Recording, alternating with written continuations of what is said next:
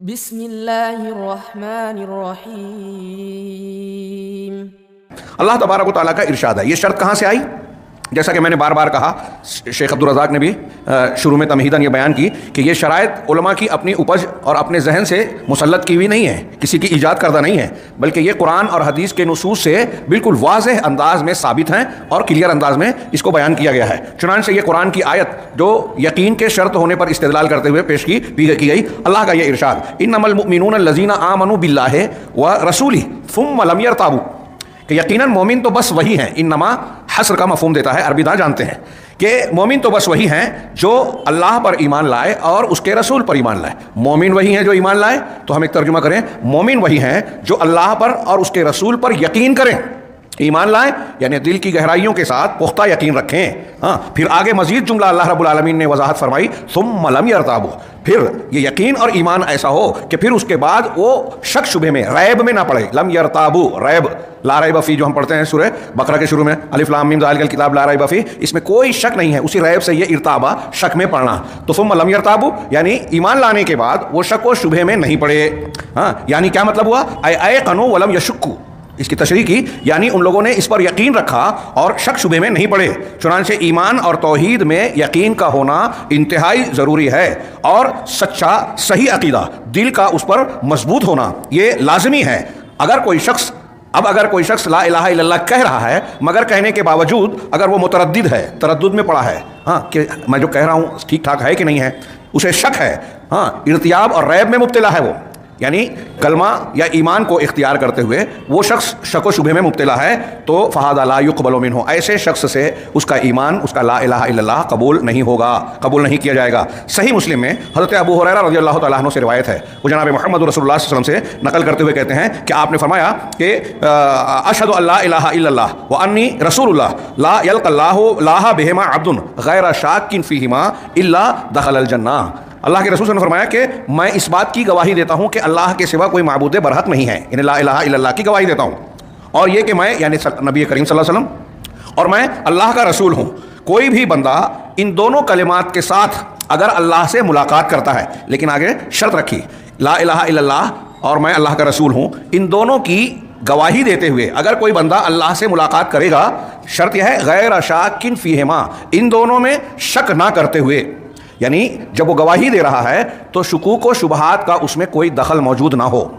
صاف صاف یہ حدیث رسول صلی اللہ علیہ وسلم میں ذکر کیا گیا، اس سے کلیئر واضح ہوا نا کہ اگر کوئی لا الہ الا اللہ محمد رسول اللہ کی گواہی دے بھی رہا ہے، لیکن اگر اسے اس میں شک ہے تو اس کی لا الہ الا اللہ کی گواہی اس شرط پر پوری نہیں اتری جو نبی پاک صلی اللہ علیہ وسلم نے جنت میں داخلے کے لیے بیان کی۔ تو آپ نے کہا کہ جو شخص بغیر شک و شبہ کیے ہوئے، شک میں پڑے بغیر لا الہ الا اللہ محمد رسول اللہ کی گواہی دیتا ہے اور اس گواہی کے ساتھ اللہ سے ملاقات کرتا ہے، تو وہ ضرور جنت میں داخل ہو گیا۔ اب مستقبل میں ہوگا، لیکن ایسے شخص کا جنت میں جانا اتنا پکا ہے کہ اللہ کے نبی صلی اللہ علیہ وسلم نے ماضی کے صیغے سے کہا کہ جو ایسا کرے گا وہ گویا داخل ہو چکا، یعنی اس کا داخل ہونا بالکل طے ہے۔ فاشترط الیقین وہو انتفاء الشک، اللہ کے رسول صلی اللہ علیہ وسلم نے اس حدیث میں یقین کو شرط کے طور پر ذکر کیا جو کہ شک کی نفی ہے، یعنی غیر شاک فیہما جو جملہ کہا۔ اسی طریقے سے ایک دوسری حدیث میں نبی کریم صلی اللہ علیہ وسلم کا ارشاد ہے، آپ نے فرمایا من لقیت من وراء هذا الحائط یشهد ان لا الہ الا اللہ مستیقنا بها قلبه فبشره بالجنہ۔ یہ حدیث بھی صحیح مسلم صحیح مسلم ہی میں ہے۔ اس کے سلسلے میں ایک پورا لمبا واقعہ ہے۔ حضرت ابو ہریرہ رضی اللہ تعالیٰ عنہ نبی کریم صلی اللہ علیہ وسلم کو تلاش کر رہے تھے، صحابہ کرام منتظر تھے،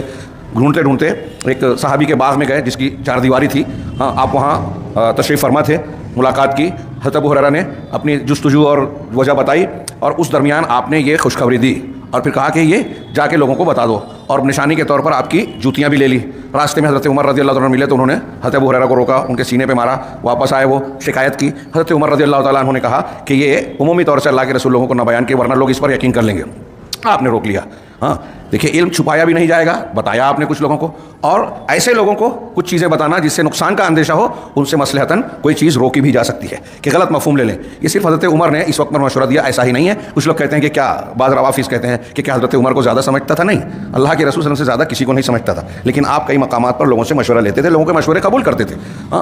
آپ نے خود حضرت معاذ بن جبل رضی اللہ تعالیٰ عنہ کو جب یہ بتایا کہ اللہ کا حق بندوں پر، بندوں کا حق اللہ پر کیا ہے، جواب دینے کے بعد کہا کہ جب بندے اللہ کا حق لا الہ الا اللہ والا ادا کریں گے, صرف اللہ کی عبادت کریں گے, شرک نہیں کریں گے, تو اللہ کا بندوں کا اللہ پر یہ حق ہے کہ وہ انہیں جنت میں داخل کرے, انہیں عذاب نہ دے,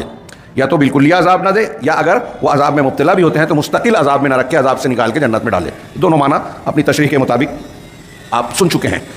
تو اللہ کے نبی صلی اللہ علیہ وسلم سے اس وقت حضرت معاذ نے بتایا کہ کیا میں لوگوں کو اس بات کی بشارت نہیں دوں؟ آپ نے کہا نہیں. اللہ یتقلوا, بخاری مسلم کی حدیث ہے, تاکہ وہ اسی پر تکیہ نہ کر لے, بھروسہ نہ کر لے کہ ہم نے تو لا الہ الا اللہ کہہ دیا, کچھ لوگ ایسا سمجھ لیں تو یہ غلط فہمی ہوگی. بہرحال اس واقعے کے تناظر میں حضرت ابو ہریرہ رضی اللہ تعالیٰ عنہ کی یہ روایت ہے کہ آپ نے فرمایا من لقیتا, آپ نے ان سے کہا من لقیتا من وراء ھذا الحائط, اس دیوار باغ کی اس چار دیواری کے پیچھے آپ جس سے بھی ملیں, حضرت ابو ہریرہ سے اللہ کے رسول کہ تمہاری جس سے بھی ملاقات ہو, ہاں, یشہد اللہ الہ الا اللہ, جو لا الہ الا اللہ کی گواہی دیتا ہو, ایسے کسی بھی شخص سے تمہاری ملاقات ہو, ساتھ میں آپ نے شرط لگائی مستیقنا بہا قلبہ,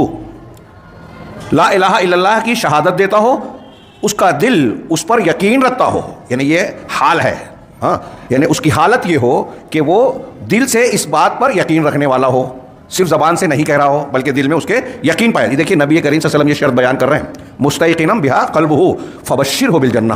تو جو اس طرح ملے کہ لا الہ الا اللہ یقین کے ساتھ کہہ رہا ہے, ہاں, دل کے یقین سے کہہ رہا ہے, تو اس کو جنت کی بشارت دے دو, خوشخبری دے دو. فلا بدہ, تو شیخ عبدالرزاق آگے کہہ رہے ہیں لہٰذا ضروری ہے کہ لا الہ الا اللہ کہنے والے کے دل کی گہرائی سے یہ کلمہ پھوٹتا ہو, نکلتا ہو, اور اس کے دل میں معمولی سا بھی اس کلمے کے معنی, مفہوم اور متعلقہ امور سے تعلق سے شک شبہ اور ارتیاب نہ ہو. اگر شک اور ارتیاب یعنی شک شبہ پایا گیا تو اس کا لا الہ الا اللہ قبول نہیں ہوگا, چاہے وہ ان قالہا مرات, چاہے وہ بار بار اسے کہتا ہو. ہاں, ہمارے یہاں میں نے اکثر یہ بات ذکر کی ہے کہ فضائل پہ زور دینے والے جو ہیں وہ خوب کلمات کو, ان کلمات کو دہراتے ہیں 100 مرتبہ, 1000 مرتبہ, لاکھ مرتبہ. ان کے ہاں کچھ تو مسنون اور کچھ غیر مسنون, میڈ ان انڈیا والا نصاب بھی بنایا گیا ہے. تو وہ سمجھتے ہیں کہ ان کو کرنے کے بعد بڑے فضائل ملیں گے. اگر بدعت ہے تو وہ تو الٹا نقصان دہ ہے. دوسری بات کہ اگر لا الہ الا اللہ ایک آدمی بار بار کہہ رہا ہے, بار بار کہہ رہا ہے, شیخ اشارہ کر رہے ہیں کہ اس میں اگر لا الہ الا اللہ کی مطلوبہ شرطوں میں سے کوئی شرط موجود نہیں ہے تو وہ کتنی مرتبہ بھی دہرائے, ہاں, اس لا الہ الا اللہ کا کہنے والے کو کوئی فائدہ نہیں ہوگا اگر شرط نہیں ہے. آپ اندازہ لگا سکتے ہیں کہ کتنی اہم بات ہے, اور یہ بھی غور کر سکتے ہیں کہ جتنی یہ اہم ہے ہمارے سماج اور معاشرے میں اس سے اتنی, اس کے تعلق سے اتنی ہی زیادہ غفلت اور لا علمی پائی جاتی ہے. اچھوں کو آپ دیکھیں گے کہ ان شرائط سے اور شرائط کی اس اہمیت سے ناواقف ہیں. السلام علیکم. ویڈیو پسند آنے پر اپنے دوستوں کے ساتھ واٹس ایپ اور سوشل میڈیا پہ ضرور شیئر کریں.